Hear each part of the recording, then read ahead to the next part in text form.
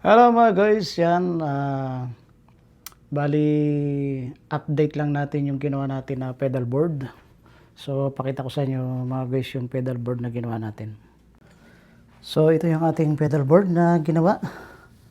So, actually, nagagamit ko na siya. At meron lang tayong mga binago rito na cables at babaguhin pa natin at ayusin din natin yung mga cables. So, ang unang binago natin dito ay yung connection natin dito. So, hindi na siya nakalabas. Dati naka-expose siya dito sa labas, dumadaan. So, ngayon, nandun na siya sa ilalim. Nasa loob na. At saka yung binago rin natin yung ating connector dito, nasa power supply. Hindi na siya naka-straight. So, pinalitan ko siya ng cable na 90 degrees angle. Yan, naka-L siya. Ganon din naman dito. Ito, pinalitan natin, di na sa straight. Ayan. So, ang babagoy natin dito ay ito pala. Papalitan natin to ng stereo, yung input at saka yung output natin dito. Ayan, magkadugtong ito eh. Magkadugtong itong dalawa. Papalitan natin ng stereo yan. At saka yung cable na gagamitin natin dito ay stereo. No, papunta sa pinaka-camera. So, ngayon, ayusin natin uli siya kasi dumating na yung parcel natin na cable. Ayan. So, ito na yung parcel na nabili natin para sa ating pedal board. So, buksan natin. Ayan. Binili ko siya sa Temu kasi sa Temu halos yung mga kailangan mo na materialis ay nandoon lahat. Saka isa pa, mura. Mura sa Temu. Ayan. So, tingnan natin. Tingnan natin. Ayan. Mga cables to para sa ating Hop. Yun. Ito yung gagamitin natin na power supply sa ating pedal board. Ayan. Power supply para sa ating pedal board. Bali, raw ito? Ilang watts ito? 120 watts. Kung di ako nagkakamali, nakalimutan ko na yung pag-order ko dito. 50 watts yata. 50 watts pala. 50 watts. So, ito may manual. May mga nakasulat na maliit na letra. Alright. So, ito yung gagamitin pala. Ito pala yung gagamitin natin mga guys doon. Mamaya makikita nyo kung para saan ito. So, gagamitin natin to. Power supply. Yan. Tapos, yan, gagamitin din natin to. Yan. Maliit na stereo. Yan. Yan. Gagamitin natin to. Ganyan. Alright, dalawa. So, ito, gagamitin natin to mga guys. Yan. Para ito sa ating sa headphone ng vocal effects. Papunta sa input ng mixer amplifier. Ayan, ito yun. So, idudugtong ko dito yung maliit, yung maiksi. Sana yung maiksi natin. Ayan, ito to. Iyon, ito yun siya. Wala kasing diretsong nakaano eh. Ayan, pag ganyan. Ayan o, pag ganyan o. Ayan. Alright. At ito yung stereo. Stereo. Nagagamitin natin sa input and out ng mixer at saka ng amplifier output natin mixer. Paras palang mixer yun. So, ito yung gagamitin din natin. Yan. So, siguro kahit hindi na natin testing to, magana naman siguro, no? Meron namang quality control yan eh. Yan. So, ito yung mga gamitin natin. At itong isang cable na mahaba, 2 meter ito eh. Ito yung gagamitin natin sa pang-record. Magmula dun sa pinaka-mixer out natin, papunta sa camera, no? Sa camera. Ito yung gagamitin natin. sa recording. Yan. Ito yung output. Galing sa mixer, amplifier, at ito yung papunta ng camera. Yan. So, gagamitin natin to. Alright, so ikabit natin to mga guys. Kabit natin. So, punta tayo doon sa pinaka pedal board natin. Kabit na natin. Alright, so ayan. So, alisin muna natin yung takip para makagalaw tayo maigi. Alright, so ituloy natin. Bali, itong mixer na ito kasi gumagamit siya ng 5 volts galing sa power bank. So, ang gagawin natin, hindi natin gagamitan ng power bank, kundi gagamit na lang tayo ng ng itong power adapter, power charger. Pwedeng pang charge din to eh. Yan, 5 volts yung output nito. So, ito yung kakabit natin dito, at saka yung isa pang power supply natin ay dito rin tayo sasaksak. So, yun ang mga gagawin natin. Alright, so tanggalin muna natin to para maikabit natin yung yung mga cables na dapat. Alright.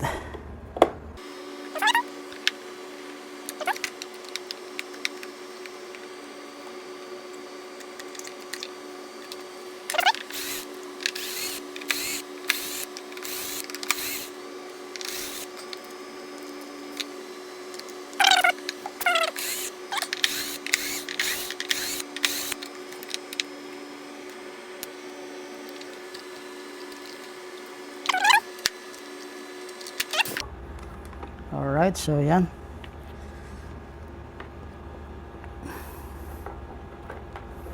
So ito yung ginawa ko, pinagdugtong ko guys. Yan. So ang ipapalit natin dito yung stereo. Ito yung cable na ito, stereo. Yan.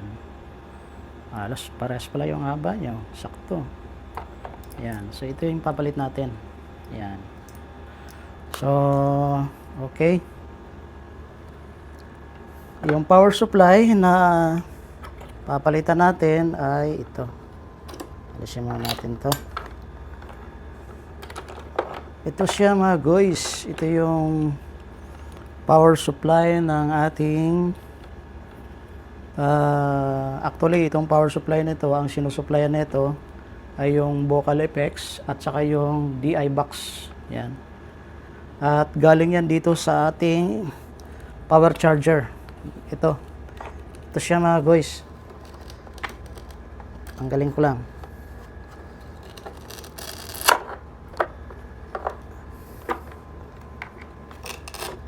Ayan, ito siya. So, ito ngayon ang aalisin natin. Aalisin natin ito. Ayan, aalisin natin at papalitan natin. Ito yung ilalagay natin. Ayan. Para dalawa, ito kasi isa lang yung outlet kasi nito eh. Pero kung dalawa yung outlet nito, okay na sana. So, wala akong ganon, kaya bumili tayo. Ito, tatlo pa. Pwede pa tayong mag-charge ng phone dito. No? Ang kailangan ko lang naman ay dalawa. So, dalawa lang yung magagamit dito. Yung supply galing dito, papunta rito. At saka yung supply papunta sa pinaka-mixer natin. Input na mixer, stereo mixer. Yan, para dito. So, alisin ko lang ito mga guys at ililipat ko rito.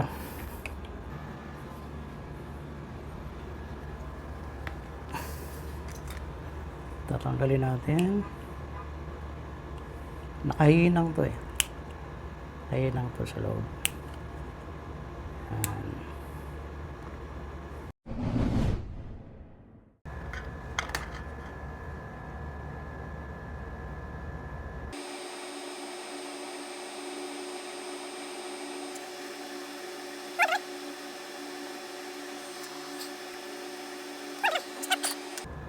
So ngayon, itong lalagyan natin dito.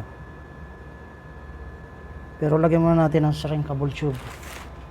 Sering cable tube. So pasok natin dito.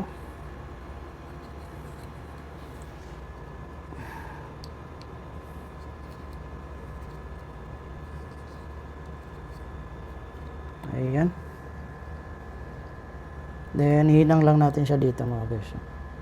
Ganun lang.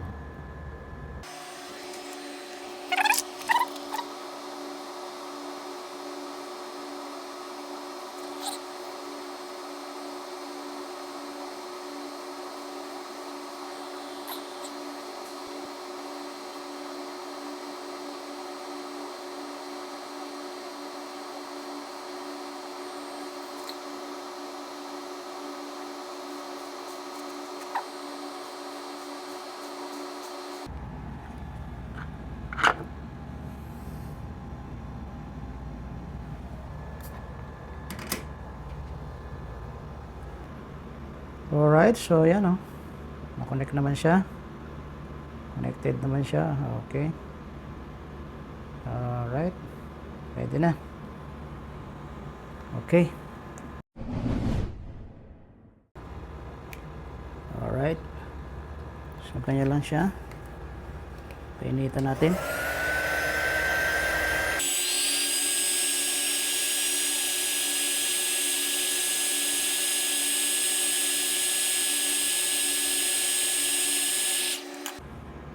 Alright, so ayan na. Na-connect na natin, maigi. So, kabit na natin doon. So, ikabit natin dito mga guys. Sana yun. Dito siya. Ayan.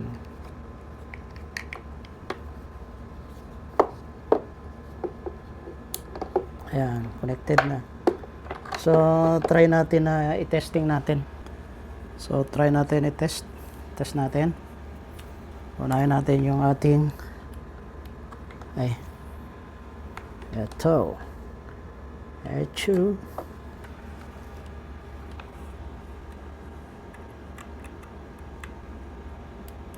Ayun. May power. Gumagana. Try natin sa cellphone. Ayun, nagcha-charge. Nagcha-charge siya mga guys. Oh.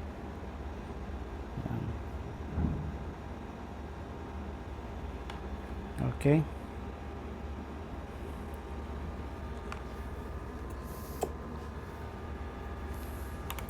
So ito yung ikakabit natin dito. Ito yun. Ito yun para yan.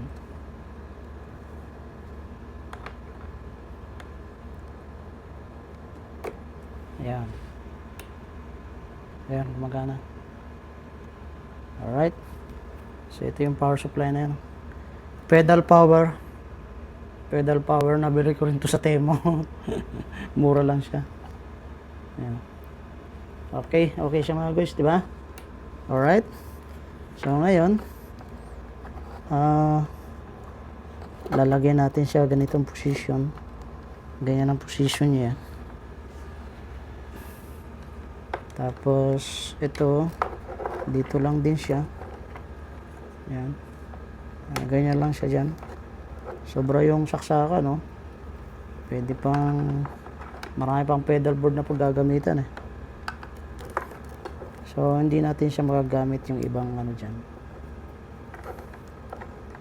Alright. So, ganyan lang siya. Pero, ayusin natin. Kasi sayang yung space.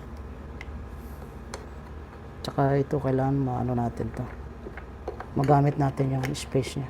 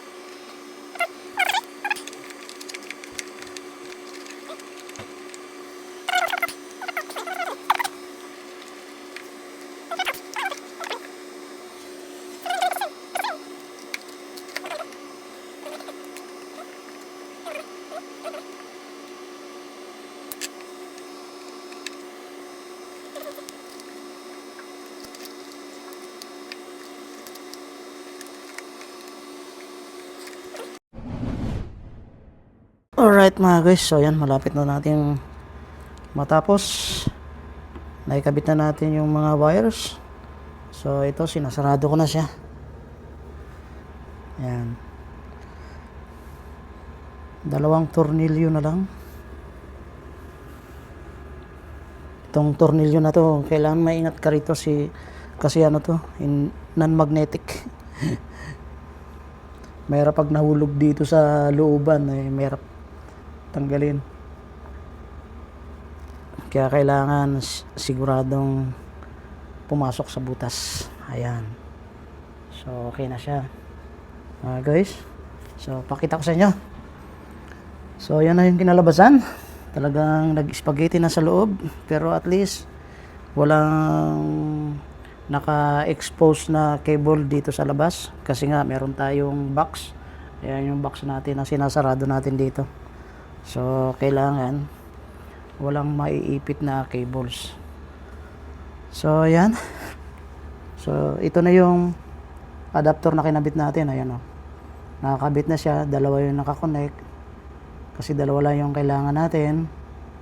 At ito yun, power supply dito at saka power supply dun sa isa natin na power supply para sa guitar effects natin, para sa DI box, at saka yung sa ano natin, vocal effects. Alright, so ito yung cable na kinabit natin. Naka 90 degrees angle na siya. Ayan, ito yung karugtong yan papunta sa input ng mixer natin. Ito na siya. Ito siya. So naka 90 degrees. At ito naman yung stereo output natin papunta rito sa pinaka mixer din ano. Headphone amplifier pala. Yan, stereo na yan. Yan. Alright. So meron pa tayong extra ano rito kapag nagkabit tayo. Alright. So ngayon i-power on natin. Supplyan natin mga guys. Supplyan natin mga guys.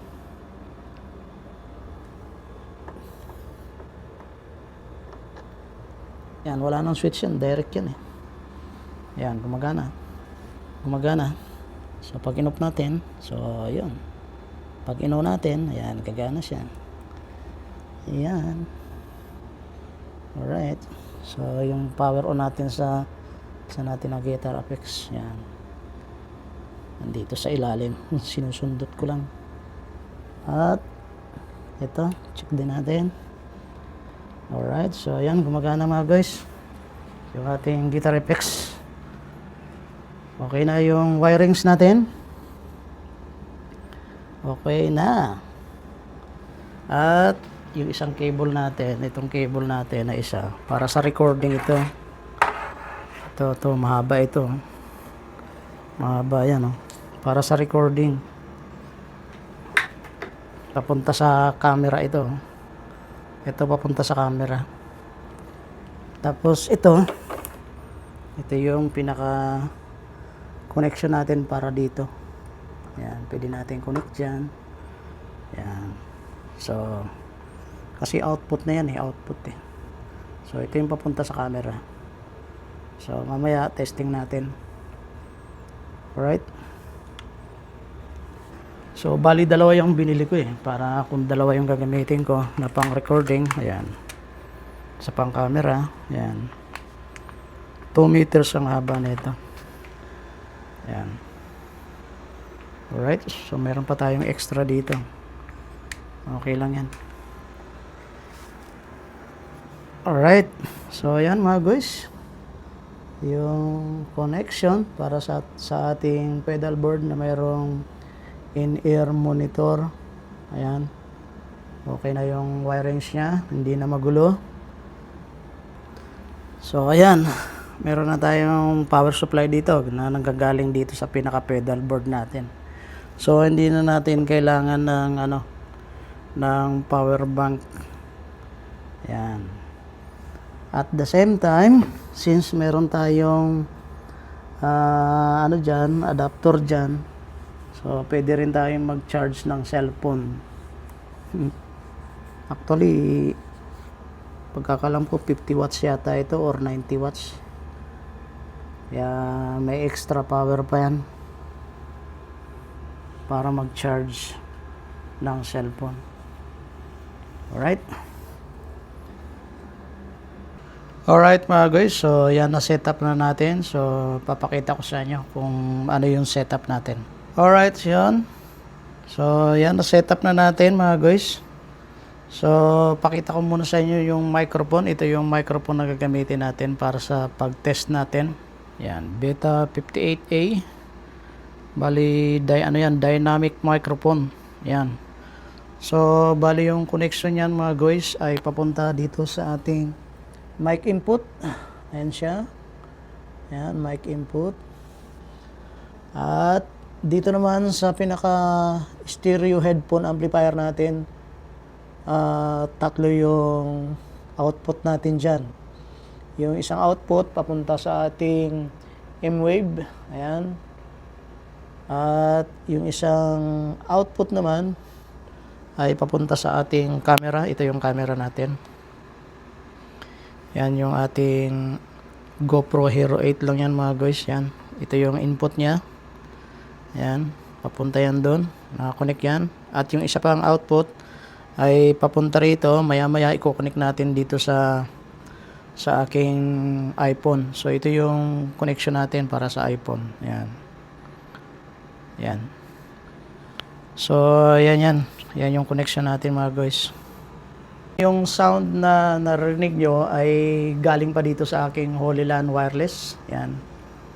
So ito yung sound na narinig nyo. Mamaya kakabit ko siya dito. Mga guys. Yan. Alright. So i-connect na natin.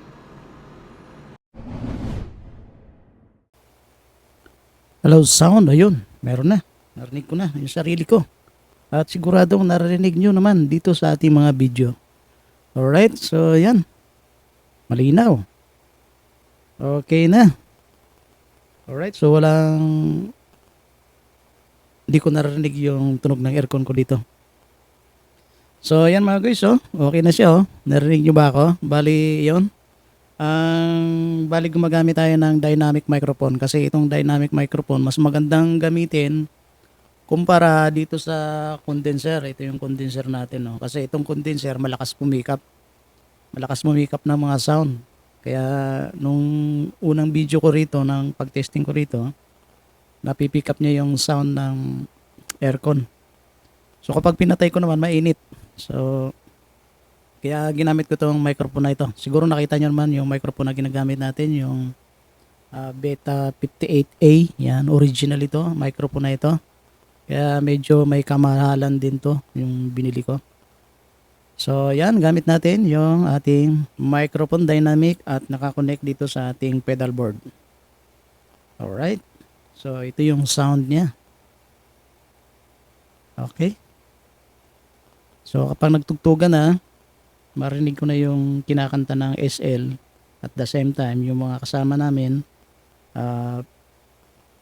papasok nila yung tunog nila galing sa gitara, sa piano, galing sa drums, no? Kasi meron pa tayong 4 na input dito eh.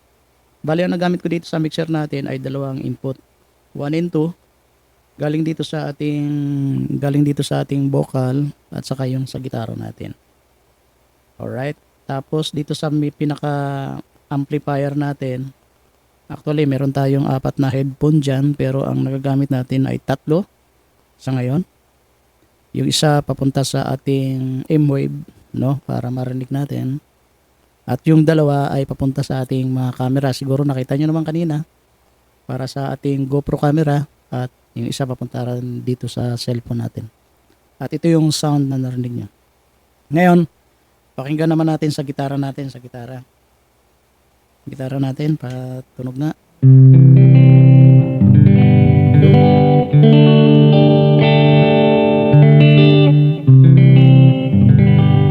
Linaw din ang tunog ng gitara natin.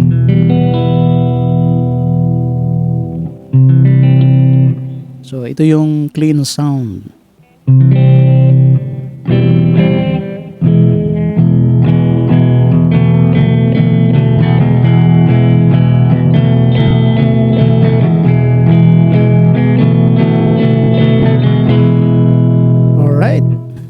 So yan, maganda.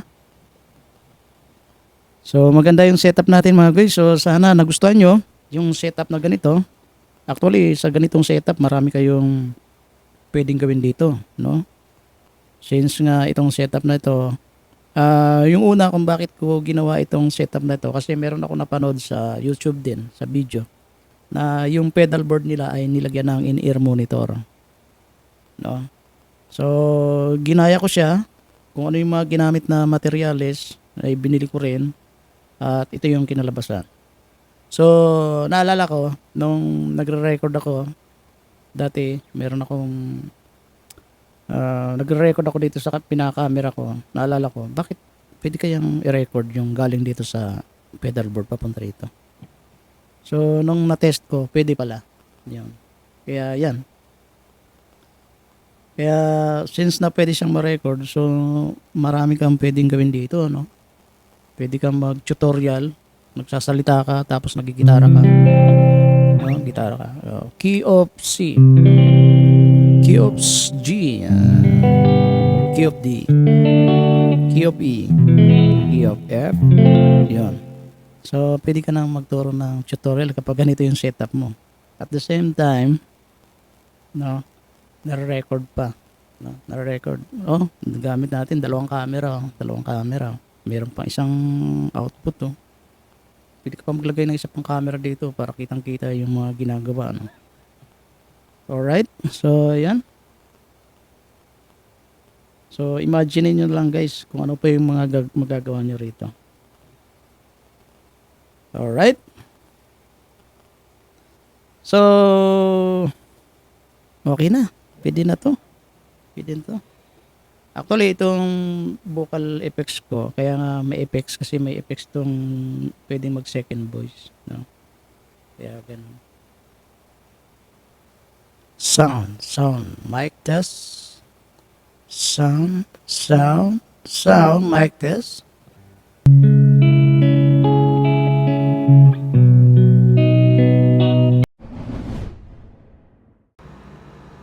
Alright.